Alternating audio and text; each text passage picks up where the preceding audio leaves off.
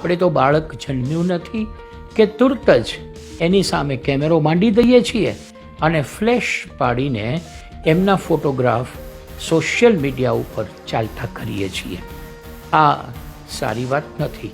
એટલા માટે કે કોઈ પ્રકારનો ફ્લેશ કે કોઈ પ્રકારનો ચમકારો એ અત્યારે સહન કરી શકે એમ નથી. હા, એ જુદી વાત છે કે બોલી શકતું નથી એટલે આપણો વિરોધ પણ કરતું નથી. જૈન શાસ્ત્ર જેને કાળ કોટડી કહે છે એવા એક અંધારા બરાબર અંધાર પર છવાય હોય એવા એક કોથળી જેવા માહોલમાં રહીને 9 મહિના સુધી ત્યાં પોતાનું જીવન વિતાવીને આ બાળક બહાર આવ્યું છે.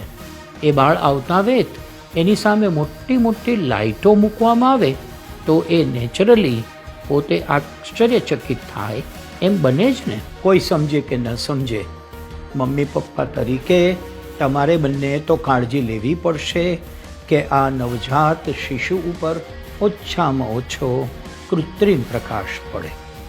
આમ પણ જેને આદિત્ય નારાયણ દેવ કહ્યા છે એવા સૂર્યની ઉર્જા આ બાળક ઉપર વધુમાં વધુ પડે એ આપણા શાસ્ત્રો અને આપણું વિજ્ઞાન બંને જેને એન્ડોર્સ કરી રહ્યા છે તે સ્વીકારીએ. ના, આ કોઈ ઓર્થોડોક્સ વાત નથી, પણ જર્મની જેવું વિજ્ઞાનના સંશોધનમાં અતિ આધુનિક ગણાતું દેશનું વિજ્ઞાન એવું કહે છે કે પૃથ્વી ઉપર બાળક જન્મે છે એ અતિ શાંત પ્રશાંત વાતાવરણ ઈચ્છે છે અને તેને એક ઘાસનું તણકલું હલે એટલી ખલેલ પણ તે પોતે ઈચ્છતું હોતું નથી. એ પ્રશાંત મહાસાગરમાંથી આવે છે એમ માની લ્યો. અપાર શાંતિ. એમની આંખો બંધ હતી, એમના કાન બંધ હતા. એ કાળ કોટડીની અંદરથી આવ્યું હોય ત્યારે એને બહાર તો શાંતિ જોશે, ખૂબ જ ઓછો પ્રકાશ જોશે. એમને હજી જરા સ્વસ્થ થવા દઈએ, એમને જરા આ વાતાવરણ સાથે અનુકૂલન સાધવા દઈએ. આપણે ધીમું ધીમું બોલવાનું છે. આપણે શક્ય તેટલો કૃત્રિમ પ્રકાશ દૂર રાખવાનો છે. રૂમના પડદાઓને બંધ રાખવાના છે. રૂમના પડદાની એકાદી તિરાડ ખુલી રહે અને એમાંથી સૂર્યનો કુમળો પ્રકાશ આ નવજાત શિશુ ઉપર પોતાના ઉર્જાની પ્રેમ વર્ષા બહુ હૂંફપૂર્વક કરતો રહે એવું વાતાવરણ આપણે એ રૂમમાં સર્જવાનું છે. એક નાની વાત યાદ રાખવા જેવી છે. આપણા સંતાન માટે અત્યારે જે કરીશું તે વર્ષો સુધી કામ લાગવાનું છે. અત્યારે જે હૂંફ આપીશું, લાગણી આપીશું, આપણો પોતાનો પ્રેમ આપીશું, એ બધું એનામાં ક્યાંક ક્યાંક સમાઈ જવાનું છે અને એ જ હૂંફ એ આપણને પાછું આપશે. એ જ લાગણી એ પરત કરશે. એ જ પ્રેમ આપણી વધતી ઉંમરમાં એ વરસાવશે.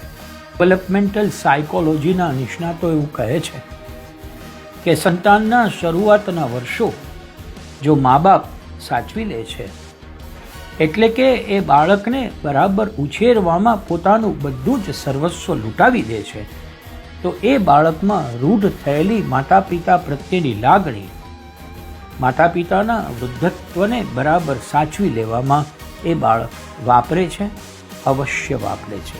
બાળકનો કોષીય જન્મ થયો, પછી ભૌતિક જન્મ થયો, પછી હવે સાંવેગિક જન્મ થઈ રહ્યો છે. આ હમણાં જે આપણે વાત કરી રહ્યા છીએ એ સંવેગોની વાત છે. આપણે ધીમે બોલવાનું છે. આપણે એને આછા પ્રકાશમાંથી ધીમે ધીમે વિકસતા પ્રકાશ તરફ લઈ જવાનું છે. આપણે એને આપણી લાગણી સાથે જોડી આપવાનું છે, આનંદથી, પ્રમોદથી, મજાથી અને મોજથી. માતા પિતા તરીકે આપણી એ પણ જવાબદારી છે કે હવે આ આપણા બાળકને કોણ મળે છે, મળનાર વ્યક્તિ એમની સાથે કેવી રીતે વર્તણૂક કરે છે. એક નાનકડી વાત કરું, એને મળનારા આજુબાજુના પાત્રોમાં જો ઉદ્ધતાઈ હશે, જો તોછડાઈ હશે, તો એ બાળક પણ ધીમે ધીમે ઉદ્ધતાઈ અને તોછડાઈ શીખી જશે.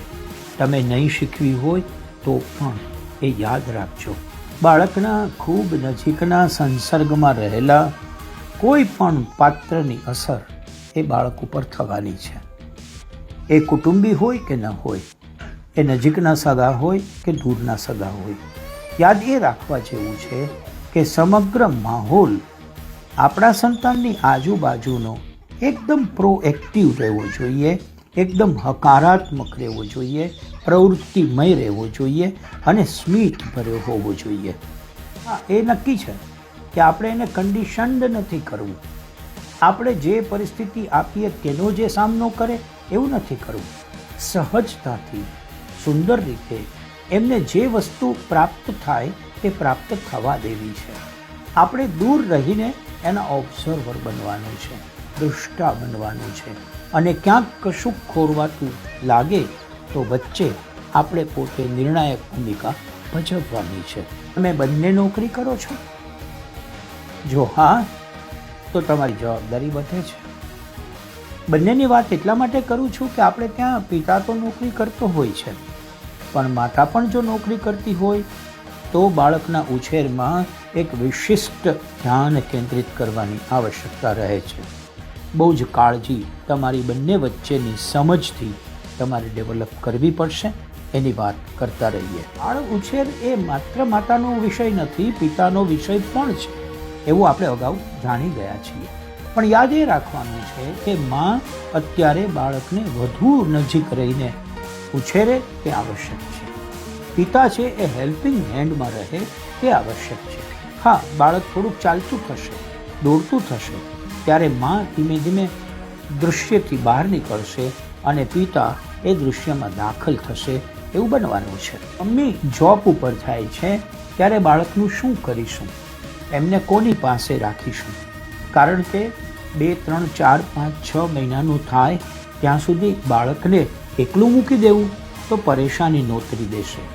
મમ્મી પપ્પા બંને સાથે બેસીને એક સમયપત્રક બનાવવું પડશે.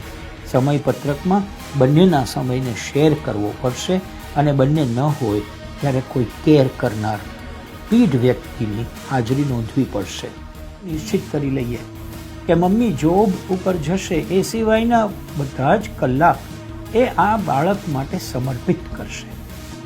મમ્મી બીજી કોઈ પ્રવૃત્તિમાં રહેવાને બદલે પહેલાં બાળકના હોંકારાને સાદ દેવાનું કામ કરશે. બાળકની નજીક રહેવા માટે તત્પર રહેશે. બાળકને શું જોઈએ છીએ તેની ચિંતા કરતી રહેશે અને બાળકને સાંવેગિક ટેકો આપતી રહેશે.